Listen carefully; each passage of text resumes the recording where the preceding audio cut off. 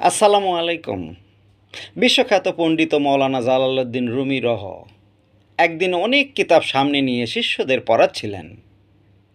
এমন সময় এক রহস্যময় দরবেশ এসে জিজ্ঞাসা করলেন, এগুলো কি? রুমি একটু অহংকার নিয়ে বললেন, এগুলো এমন এলেম যা তুমি বুঝবে না। সাথে সাথে সেই দরবেশ কিতাবগুলো তুলে পাশের পুকুরে ফেলে দিলেন।